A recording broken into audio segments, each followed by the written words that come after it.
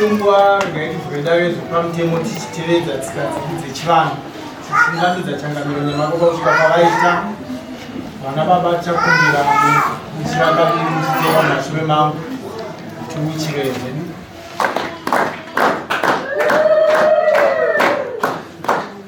tizokorore zvakare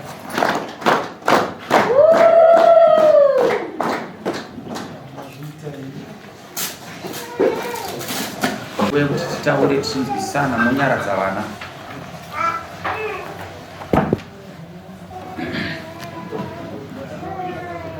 Tine zvakawanda zvinomanikidza pamusoro penyika. Tine zvakawanda zvinoitika mukurarama. Tinokonzera kuti munhu akwire dare matambudziko. Kana munhu waona akwira dare anenge akonzera matambudziko aisi kuuya kudare. Pano zvinomanikidza pasi pesu. Dzimwe nyaya dzatiri kusangana nadzo dzinorema dzinokonzereswa nokuti vana vari kuabviswa zvakanyanyisa. Unoona vanhu vari kutora vana vadiki vachivaita vakadzi, vamwe vari kutora ndoko mushonga yekurimisa. Chirima zaya anomuto vanonga vamirirwe kuti vakure nguva yavo ikwani pamusoro penyika zvinotibatsira. Nyika yedu yeZimbabwe kana ukaenda kuBritain kana kuSouth Africa hakusi kunyika kwako unongoya unongodzoka bheke kumusha kwako. Saka chakangonaka kugadzira munyika mako maunogara. Izvo munofanira kuzvinzwisisa izvozvo. Munofanira kuzvinzwisisa. Toya tinonyaya yechihure chiri kuenderera mberi. Vakadzi idai varume venyu chaivo chaivo. Varumewo idai vakadzi venyu chaivo chaivo. Hakuna munhu pamusoro penyika akashata. Mwari achisika denga nonyika aona kuti zvese asika panyika. Pano chinhu chaakasiya panyika akati chii chandasiya apa, akacheuka nyika yese. Akaona zvese zvapa panyika, akaona kuti ndasiya chinhu chakafanana naye, akasika munhu akafanana naye, akabva aisa munhu panyika kuti ndiwo uchatonga zvese nokuti aisa munhu akafanana. Haana kusika mutema kana kuti mutsvuku, chakangofanana. Saka vakadzi ava vakanaka, varume ava vakanaka. Chakanaka hunhu muridzi wavo.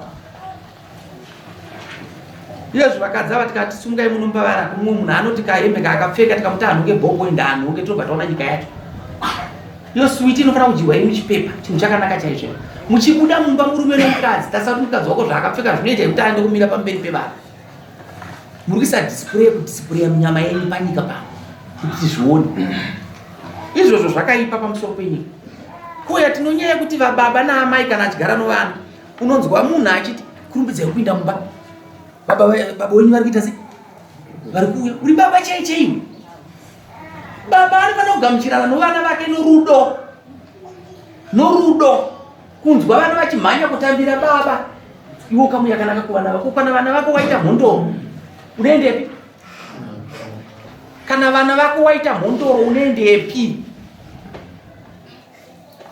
Kana vana vako waita mhondoro, unoendepi? Gamuchirana vana vako. Kana mwana akaita dambudziko vanofanira kungokuudza zvakasununguka. Zvikangofanira vana vasikana kana vakura vava panguva dzavo dzokutera. Vakunzi mwana ari kuenda kumwedzi. Tine nguva yekutoziva kuti baba vanofanira kutoudzwa kuti mazuva ano musikana anoda mapedzi. Izvozvo ndozviri panyika. Hakusina atete, hakusina ambuya, ndisu taana atete, totoraya vana vedu tega. Pano umwe tete anoutsinye anofanira kuti vana vako vapara imba isamiri zvakaita sei? Izvozvo munoda kuzvinzwisisa. Munonyatsokunzwisisa. Padzimai yako akakuudza kuti amusoka mwana uyu ada mapedzi, mune kodzero yekumutengera. Ukana kutengerwa Dzechikomba. Zvinhu zvakasvikwa naMwari kuti vakadzi vanongoenda kunguva dzavo, zvinhu zvinofanira kugadzirwa. Ndo magariro anoita panyika. Daka rinobve pakati penyu. Vanoroya vakawanda, vanobatwa vachiroya musiwo ndo vanoroya. Vanopomba vakawanda, vanobatwa vachiti ari mhombwe musiwo ndio mhombwe panguva ipi? Munyatsonzwisisa. Vese kunonoka kubatwa chete mhosva munati. Mambozvinzwa? Ndati kunonoka kuita sei? Kubatiwa mhosva munati. Asi ndiri kuti regai dzive shiri zaya hana munhu. Unorega mwana ukura zvakanaka, oroora makore akwana, 18 years dzakwana, oroora mukadzi wako, hakurambidzwa. Unofanira kuzvinzwisisa izvozvo. Bati ndipenya dzinotaura mangotoni. I'm sorry.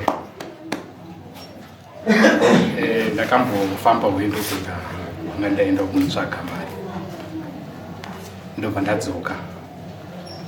Musi wandakadzoka inini ndakasvikira madzimai yangu yasagadzika foni pasi. Yaingoti yakakangamwa foni so kubva yadzoka bva yanhonga. Ndakati koi zvakatanga inini zvokuti munhu haagoni kusiya foni yake pasi. Ndofunga ndakabvunza kuti koinda kusasiya foni pasi zvamaakuita zvakatanga rini. Handina kukwanisa kupindura. Ndobva ndavapa mari ndakati enda munotsvaga zvinhu zvisipo mumba muno. Ndobva ndakati siyai foni iyi. Foni yakamborambirwa. Ndakazitora zvesimba. Ndaitora zvesimba. Abva vaenda. Vakangoenda nguva duku zvavasingaite mazuva ose. Ngoye ndobva vadzoka. Ndobva vati ko foni yangu. Ndakati zvazuva ranhasi handisi kukupa. Ndofunga ndakaswera naye zuva rose. Kwakumadeko kuno munhu akafona nemunhanga. Ndobva ndamudaira. Abva ati harongo namba. Ndobva ndangoti zvisinei. Zvinogona shuwa irichi iri rongo namba. Ndofunga ngoyo ndakabva ndavadzosera foni yawo. Pandakavapa foni yawo vakabva vanditi ndada kuenda kumba kwedu. Ndikati ko chii? Zvakanzi ndafunga zvienda kumba kwedu. Ndakati aiwa zviiteka madzimai. Pandakutadzirai ndopapi. Ndofunga vakaita nhamo. Ndakabva ndaenda kumuzukuru ndakati ndozvekutaura mbuya wako. Iye ndaundinzwirawo ndaunditaurira kwatezvara kuti ndozvavari kutaura kuti wadaenda kumba kwavo asi handina chitadzo chandaitana navo. Ndofunga muzukuru yakabva aenda kwatezvara kumutaura kuti ndonyaya iri kutaura mwana wenyu kuti ada kuuya kumba. Adaro muzukuru yakazouya kumba kunzwisisa kuti ko chii chapinda. Ndofunga muzukuru ndakamutaura ndakati unoona maitikiro yari kuita panapa. Ambuya wako vanokuita vana something wavari kuita sei wavari kudanana naye. Havambozviita zvavari kuita sei zvavari kuita. Muzukuru akambozama kuda kugadzirisa nyaya asi nyaya yakaramba kugadzirika. Havana kubvira vamira kutaura sokutaura kwavaiita. Ndobva ndati madzimai ndiudziye kuti nyaya iripo apa ndeipa. Havana kukwanisa kubuda pachena. Ndobva ndazobuda pamba. Ndobva ndaenda kubindura. Pandakabuda kuenda kubindura madzimai akabva yabudawo pamba. Akabva yaenda kumba kwavo. Wabva watakura tokwawo ndimboenda kupi? Kumba kwavo. Ndobva ndakatera after 4 days. Ndasvika ikoko bva ndamufonera ko uri kupi? Zvakanzi ndaenda kumba kuDarwin. Ndakati kumba kuDarwin unoenda kumba kwani? Zvanzi kwasekuru. Ndakati kwasekuru vapi? Handitika. Ndibva ataura zita rasekuru vaive. Ndibva ndakafonera sekuru. Zvakanzi iwe munhu wataura hako kupi? Hako kuno. Handiti. Ndakati iwe kuenda uri kundinyepera zvakanzi aiwa ndiri kwambuya. Ndakati mbuya vapi? Handiti. Ndibva ndafona ndibva ndabvunza sekuru ndakati ndamotaisa kuti muzukuru wenyu ariko here kumba. Zvakanzi aiwa hako ndiko ndiri kubva izvozvo.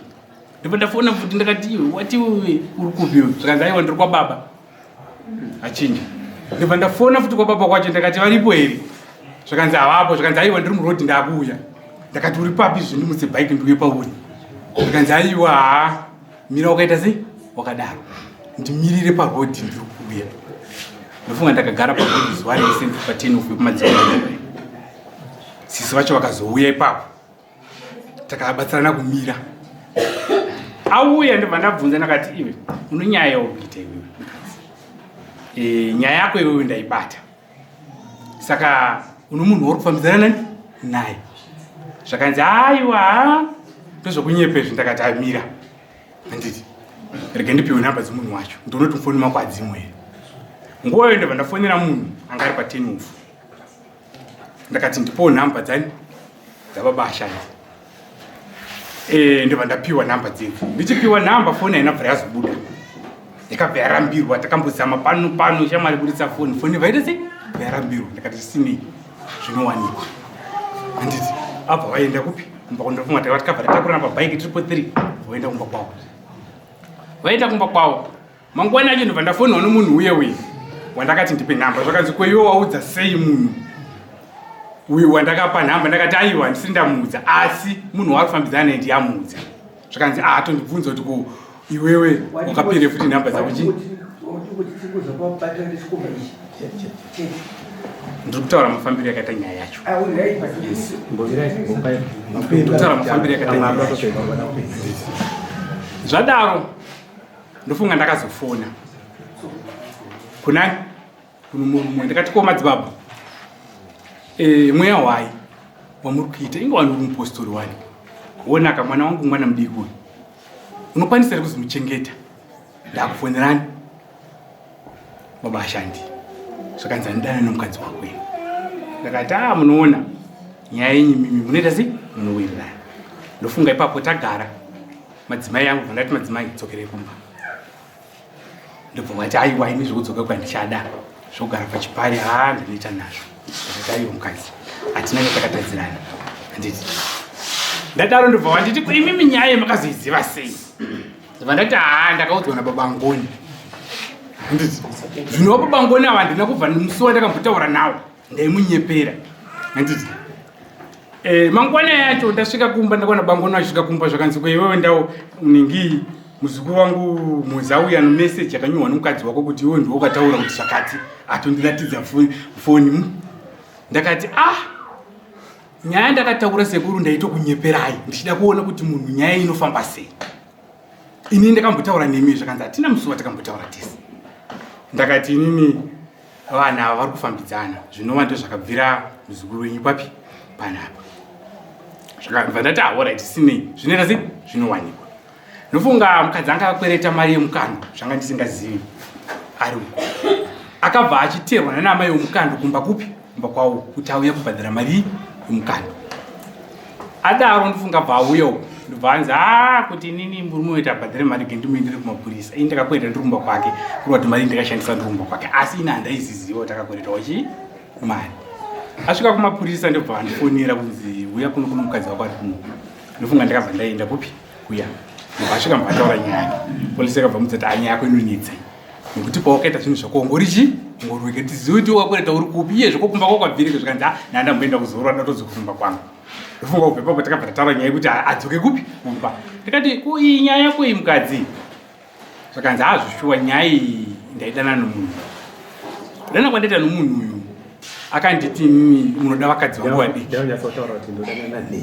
akataura kuti ndodanana namuzi mbarara ende usandifungire kuti nini ndakapusa pakudanana kwandaita naye takabva tatanga taenda kutohwa ropa handitika ndibva taonekwa tese kuti tisina chirwere ndokutanga kudanana kwandakaita naye handiti ndakati saka unogona kusiyana naye here wonaka mwana anotambura zvakanzi ndosiyana naye ndofunga takabva ipapo bvataenda paamaimbofana pa10 ofu ndakati ndonyaya ari kutaura yanzvadzi zvakanzi aiwa iwe kana ufunga kudzoka kumba kwako kuri kuti unofanira kusiya nyechi ichikomba ichi ndakati inini chitaura nechikomba chichifonera handiti nofoni yako iyo uchiudza kuti inini shamwari ndichada kuramba ndichifambidzana newe undikanganisira imba yangu ndofunga akabva afona tiri pamaimbofana afona kudaro foni iye yakabva yadaiwa zoshuwa handitika uyu murume uyu ndakazongotaura kwaari ndakatuka ndakati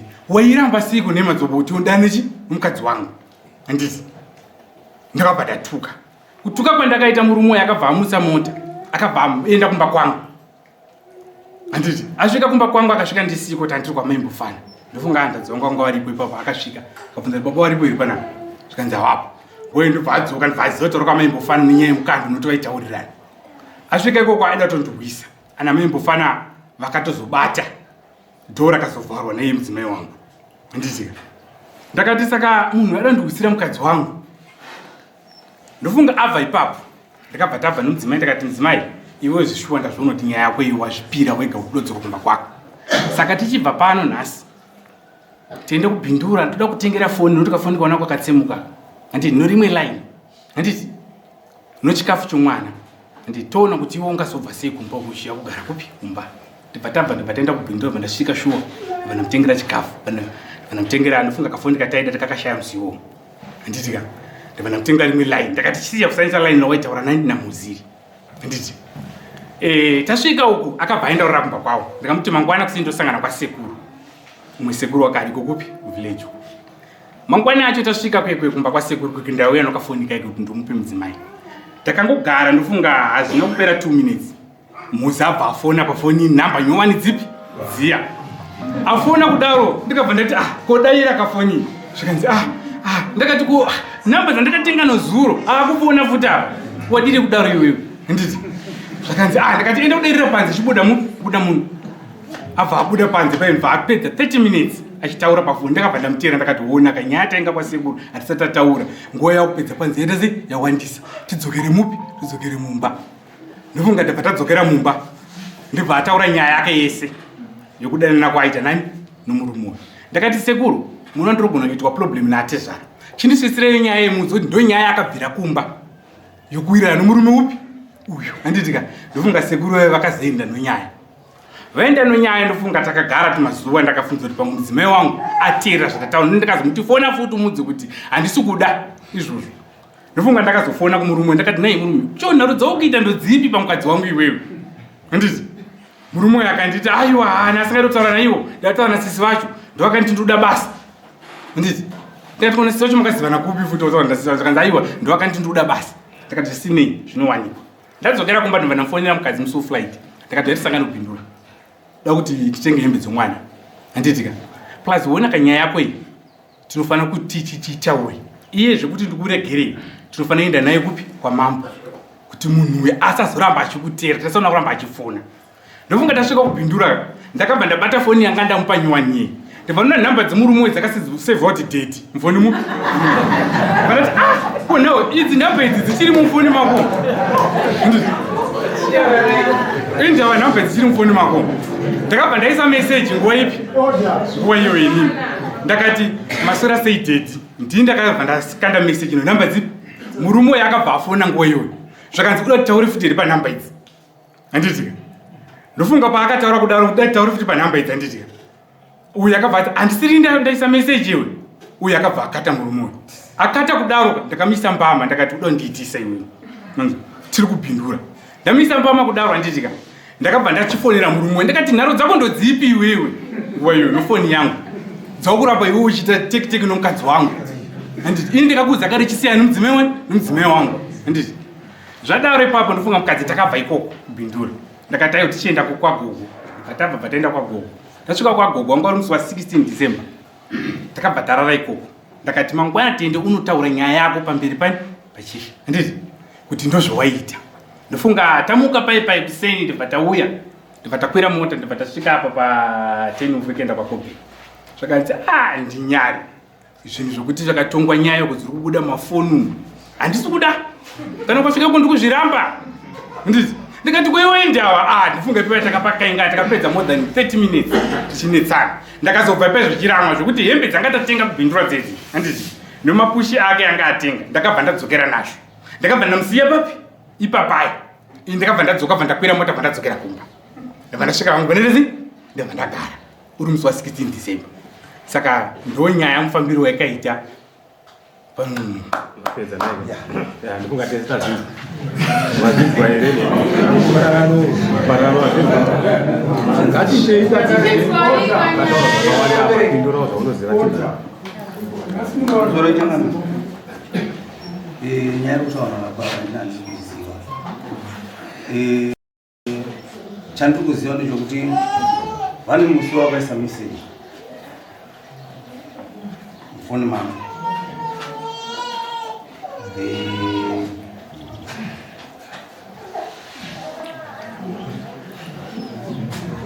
Uchituudza zvavakaisa uchitsvaga zvavakataura pavakaisa message. Vakati marasei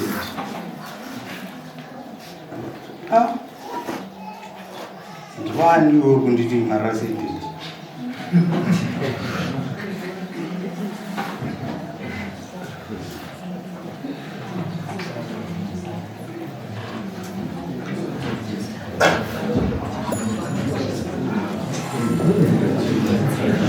Ndachiti uchitaura kazvako uchitsvaga message yako nemuromo Ataura zvakawanda.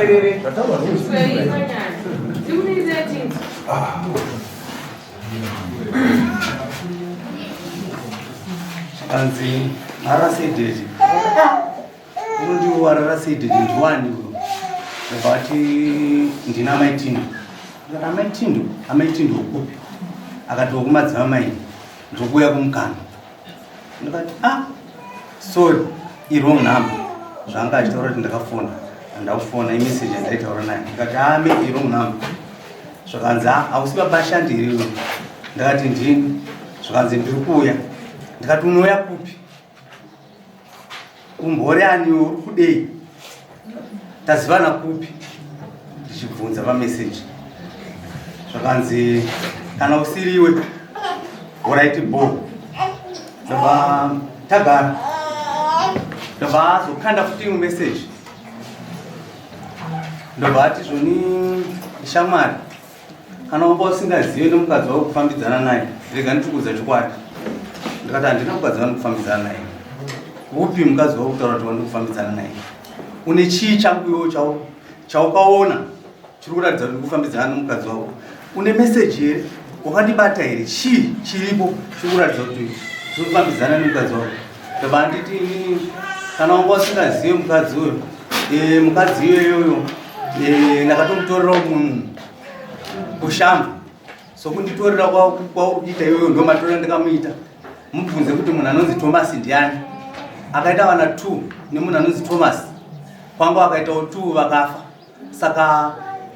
saka iwewe kana wati wazvida ndizvozvo ina handinawo kana basa nani handana basa naye roora zvako ndikati ina handisi kufambidzana nomukadzi wako sorry ndobva tabva ipapo tagaragara ndopawakazofona mumwe musi ndiri kupona storm ndobva nditi iwe shamwari kufambidzana nomukadzi wangu ndikati handisi zvakanzi iwe chakunyanya kuda kumukadzi wangu chii ndikati hapana chandigoda mukadzi wangu mapindura kudhara mati andifambidzana nomukadzi wani no muzorerei enderera mberi nokutanga nyaya Okay, yo ukaramba ukati hai ndifambidzana nemudzimai wako zvekutaura akakuita kangani achitaura kufambidzana nemudzimai wake kanenge kaviri kakuita kaviri ndobva wazoita sei ndobva akakuti ufambidzana nemudzimai wangu kaviri kese iwo kwazoita sei ndikati kwete ndobva akati enda kutora hure rako rikutaurishika zvakakufadza here izvozvo hazvina zvaikuudza ukazoita ndozvakuti ukazoita sei ndobva ndakazofana kuti no ndikuya ikoko zvinobva akati ndikutokuda iwewe uya murume uyu vandati auraiti ndobva ndadhiraivha motikari ko kana zvisingakufadzi nzira yaunotora ndii zvisina kufadza kuti nyaya igadzirisike inzira ipi yaunotora ipapo ndakati ndida kudimbudzira kwekuita okuenda kuti ndimuone sekuri wakangaita kuti uya kuno ndikuda kuona iwewe zvona zvinoda kutaura kauti unofambidzana nemudzimai wako ndiri kuti kwete noti ukadimbudzira ndiri kuti kwete ini kudimbudzira kwandaita kuenda mumba kwake kangokuti akatoti ndikuda iwewe ndozvakandisimudza kuti bva kwandai ndiri ndichienda kwake mukadzi wacho ukamubvunza here kuti murume akuti kufambidzana nei handina mbubvira ndamubvunza koerekerei kumbuzi ndaimubvunza ndiye kainzi arikufambidzana nei ndandisina zvokumubvunza vangosina ngave mukadzi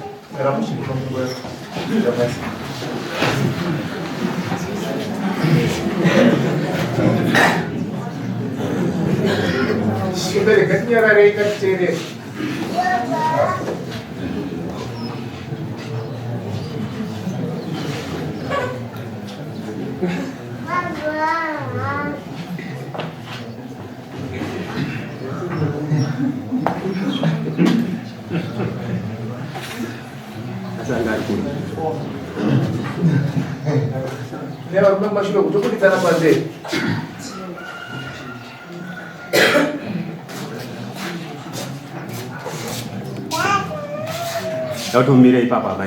Mirai papa. Mirai papa. Right, makamira. Ansuda kuti midaro. Oh. Ora. Nyaya isi yoruma isi yakachenjera. Musaibvunze ndatsvaga mamwe mabvunzo kana musina kuya. Alright. Dai gaindi mitrese. Musupu wakwaya kwamambo nosho.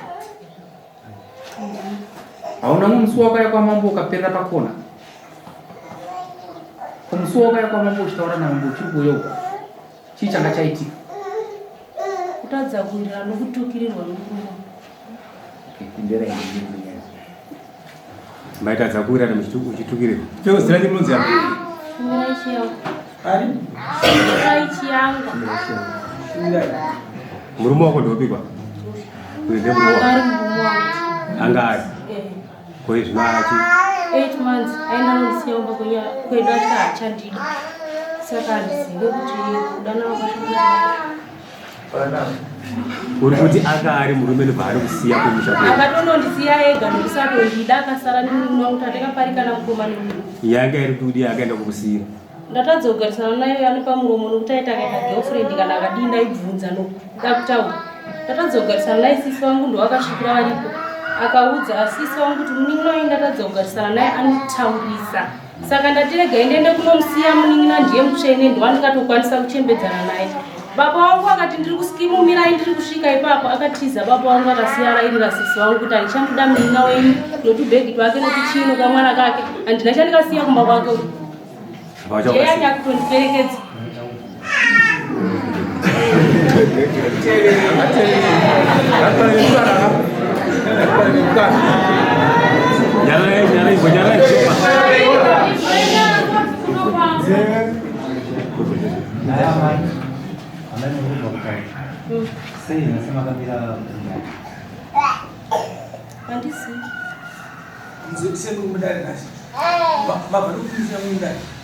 Ndabva kumadzama.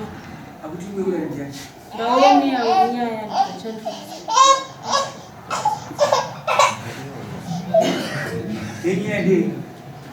Nyaya yangu ndeyekuti murume ane 8 months auya kunondisiya. Andisiya tagara dzinenge svondo.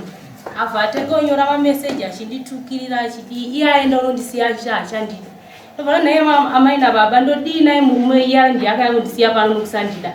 Zvikana amai tingaite sei ndakuendesa kubhuru kwamunyaya nokuti handina mari yedare.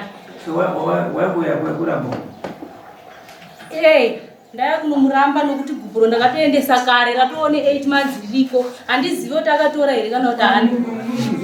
Ko naye uyu munomuziva? Handimuzivi. Hambomuziva. Matanga kutomuona nazi. Hamuna here dzimwe nyaya dzamukambotaura maringe nezvouya yakagara? Handina. Hamuna? Hamuna zvamukambotaura nezvouya? Handina. Wakutaura wani kuti makambotaura nezvando. Handina chandoziva ivo pautu wakwirirana dare. Ini ndo aizwaika zvatirikuti ini handizivi. Tiri kuti uyu akutaura ndakapapeni pakataurira ndauya akatosvika papenyu. Hamuzvise tiudze tizvo zvanga uchitaura kudzi kuti waitwa sei no. Akandifonera. Akanditi chindira ipapo wazvo zvataura yaya unambovaiza shuwa yakutaura iye kutaura izvo nokuti uyu ndiye akafonera uyu ndiye akuzotaura. kuti pane zvimwe taura zvimwe futi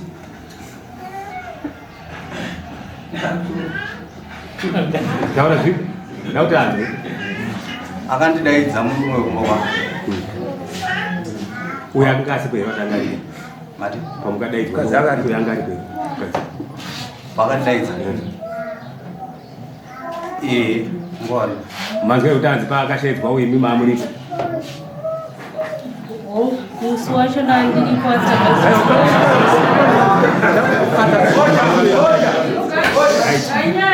pakanga varipapo chii chikataurika avaripo akandifonera achiti